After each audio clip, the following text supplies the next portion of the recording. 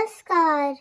आप सभी का एक बार फिर से स्वागत है हमारे चैनल दुर्गा भक्ति मार्ग में। आज मैं आप सभी को सुनाऊंगी अहोई अष्टमी की कहानी। अहोई अष्टमी की व्रत कथा। एक साहूकार था जिसके 7 बेटे और 7 बहुएं थी।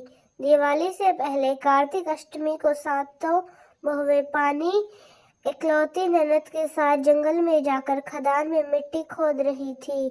वहाँ शाहू की माँ थी। मिट्टी खोदते समय ननद के हाथ से शाहू का बच्चा मर गया। इससे शाहू की माँ बहुत नाराज हो गई और बोली कि मैं तेरा कोख बांध लूंगी। तब ननद अपनी 7 भाभियों से बोली, तुम में से कोई अपनी कोख बंधवा लो। सभी भाभियों ने अपनी कोख बंधवाने से इनकार कर दिया, परंतु सबसे छोटी भाभी सोचने लगी कि अगर मैंने अपनी कोख नहीं बंधवाई तो सासू जी नाराज होंगी। यह सोचकर ननद के बदले छोटी भाभी ने अपनी कोख बंधवा ली। अब इसके बाद उसको जो बच्चा होता वह 7 दिन का होकर मर जाता। एक दिन पंडित को बुलाकर पूछा, मेरी संतान 7वें दिन ही क्यों मरती है? तब पंडित ने कहा, तुम सुरही गाय की सेवा करो। सुरही गाय शाहू की माता की भलाई है, वह तेरी को खुलवा देगी, तब तेरा बच्चा जी जाएगा। अब वह बहुत जल्दी उठकर चुपचाप सुरही गाय के नीचे साफ सफाई कराती।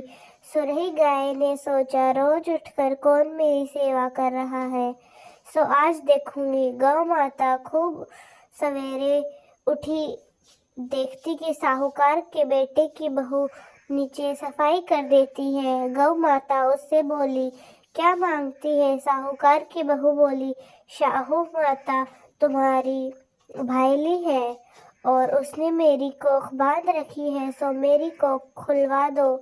गौ माता ने कहा, अच्छा ठीक है। अब तो गौ माता समुद्र पार साहूकार की बहू को अपनी भाईली के पास लेकर चल पड़ी। रास्ते में खड़ी धूप थी। दोनों एक पेड़ के नीचे बैठ गई। थोड़ी देर में एक सांप आया। उसी पेड़ पर गरुड़ पंछी का एक बच्चा था। सांप उसको डसने लगा। तभी साहूकार की बहू ने सांप मारकर डाल के नीचे दबा दिया और बच्चे को बचा लिया। थोड़ी देर में गरुड़ पंछी आई तो यहाँ खून देकर साहूकार की बहू को चोंच मारने लगी। तभी साहूकार की बहू बोली, मैंने तेरे बच्चे को नहीं मारा, बल्कि सांप ने तेरे बच्चे के करीब आने की कोशिश की।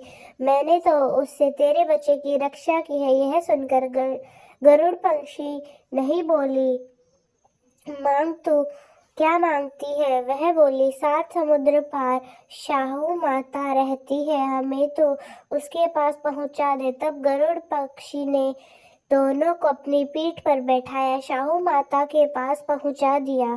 शाहू माता उनको देखकर बोली, आ बहन, बहुत दिनों में आई है।